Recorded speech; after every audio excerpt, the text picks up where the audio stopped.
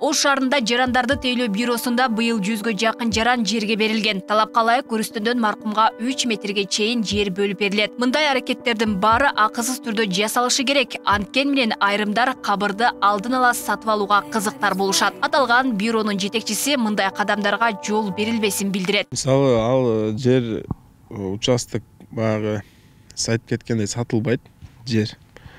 Анан биздин казуучулар менен өзү сүйлөшүп болот.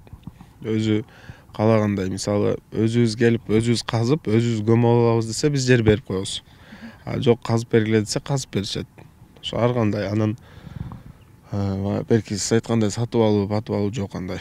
Учур катталган эмес. Буга чейин дагы, будан кийин дагы буюрса болбойт. Тууган уругум биякта ошонун жанына көмүп бергиле эле, заранее келип сатып алабыз деген андай болбойт.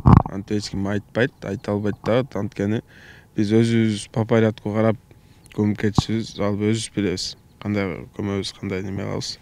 Бул жагдайлар эми мыйзам менен бекемделмей болууда. Эми маркум өлсө, анын туугандары жанындагы жерлерди башка туугандары үчүн ээлеп кое алат. Бирок ал бир гана орунга уруксаат берилет. Бул багытта мыйзам долбоору комитетте 3-чү окуудан өттү. Анда маркумдун көзүнүн тирүүсүндө калтырган кирези эске алынат.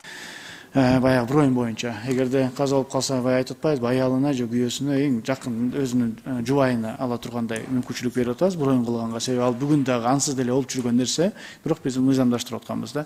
Долбоордо маркумду узатуудагы кызмат көрсөтүүлөр тизмектелип, жерге берүүдө жөлөк пул төлөө, мүрзөлөрдөгү санитардык экологиялык талаптарды иретке келтирүү маселелери каралган. Ошондой эле маркумдун өлүмү тууралуу маалымат алууну жеңилдетүү да бар. Буга чейин маркумга кара кагаз алууда коррупциялык иштер көмүскөдө айтылып келген, аны жөнгө салуу жолдору мыйзамда камтылган.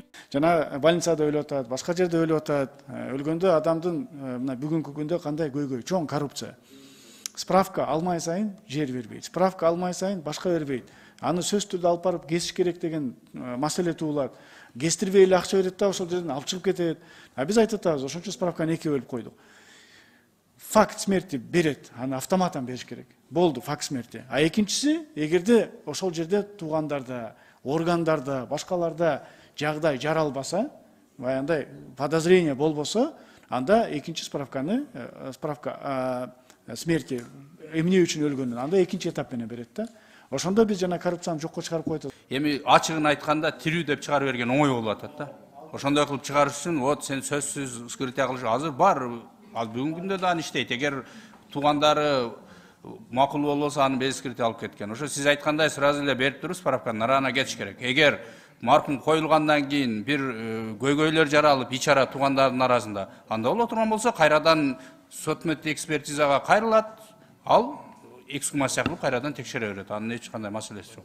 Бишкек шаарында көөр 40 000 сомго чейин сатылып келген учурлар коомчулукка белгилүү. Мүрзөлөрдө коррупция токтобой, кабыр сатып акча кылгандар азыр да бар. Алса каларча көрүстөнүндө 80 орун, түштүк батыш көрүстөндө 5000, түндүк көрүстөндө 3000дей орун алдын ала ээленген. Мындан улам бул тармакты тескеген мыйзам долбоору жазылган.